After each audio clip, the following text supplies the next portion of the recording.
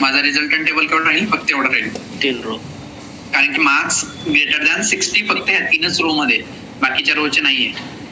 Okay, so तुम्ही इथं wear condition टाकू शकता, ऑर्डर बाय टाकू शकता, ऑर्डर बाय मार्क्स करू शकता. तर हे ऑर्डर बाय मार्क्स करेल.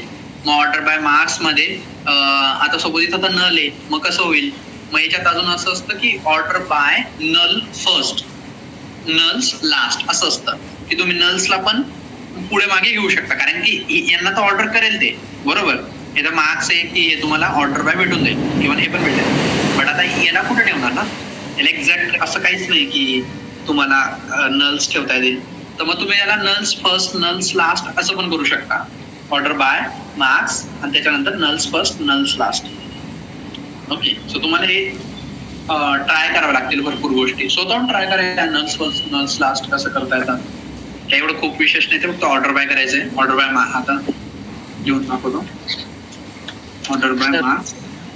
येस, ते तुम्ही आता बोलले ऑर्डर बाय, तर मग ऑर्डर बाय केल्यावर 11 नंबरला जे 50 मार्क्स आहेत ते वरती येऊन जातील ना. हो हे बघते, ऑर्डर बाय होईल ना, नंबर वाईज ऑर्डर बाय होईल.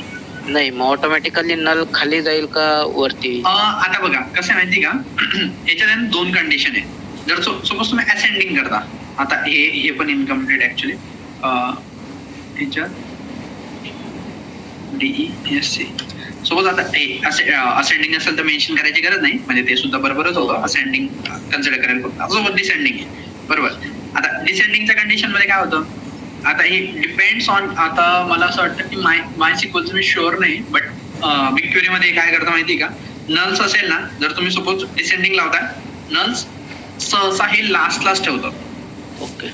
ओके, बट जर काही कंडिशन असे असतात की तुम्हाला नल्स वरती पाहिजे, तर तुम्ही हे नल्स लास्ट किंवा नल्स फर्स्ट असं करू शकता. ओके, तेव्हा ते कंडिशन तेव्हा ते तसं येऊन जातं.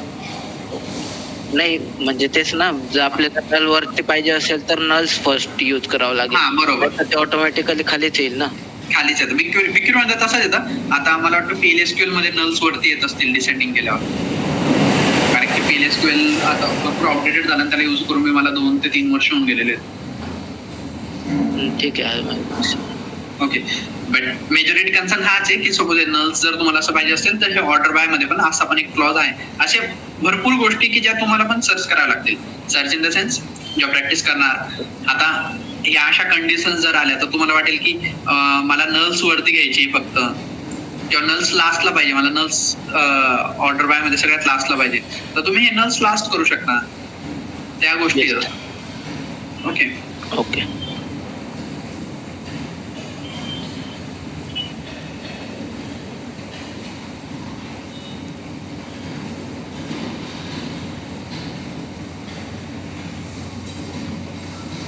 आता याला एज नाही बरोबर, तर हा पण नलच येईल. की आलं लक्षात कसं येतं नल. फुल जॉईन मध्ये तुम्ही 11 नंबरच्या आयडीचा एज बघताय बरोबर. आता इकडं फुल जॉईन मध्ये नाही सॉरी आहे सॉरी नाही 11ला नाही ना एज, 11 नाहीच इथं. तर 11 एज कुठून येत आहे, PI मधून येत आहे बरोबर. PI मध्ये 11ला एज आहे का, नाहीये, तर तो ऑब्विसली नलच घेईल ना. रेकॉर्ड तर देईल पण नल घेईल असं, कारण की 11 नंबरला आता नेम पण नाहीये या टेबल मध्ये. जर तुम्ही AI आणि PI मध्ये बघितलं तर PI मध्ये 11 नंबरला नेमच नाही आणि इकडे पण नाहीये, AI ला पण तो नेम ऑब्विसली नल घेईल असं.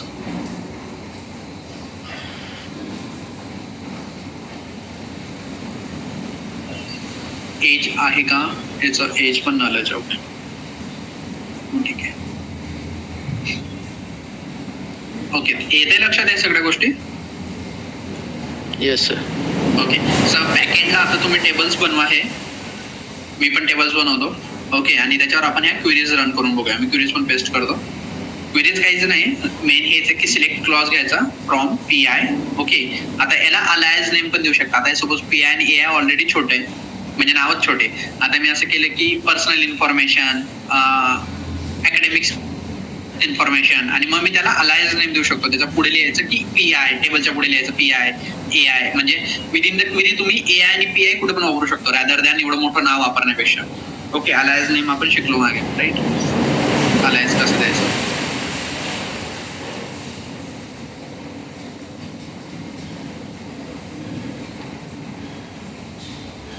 मी एक ग्रुपवर पण टाकतोय लगेच.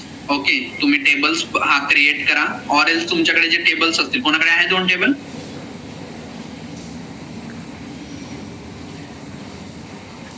ओके, प्रणाली या. आयडी कॉमन आहेत का काही?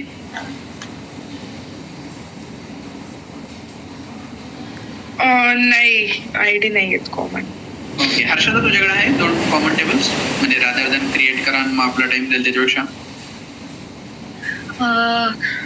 ऍक्च्युली सगळे डिस्टिंक्ट आहे. मी एक रेडी करते आता. हा चला ठीक आहे, तुम्ही बॅकएंडला रेडी करा, मी तोपर्यंत ग्रुपला टाकतो. 5 मिनिटचा ब्रेक घ्या लागल्यास. Break in the sense break नाही राहणार बरं का, पण तो तुम्ही काम करा सिस्टीमवर, इथंच राहा, कॉलमध्येच राहा.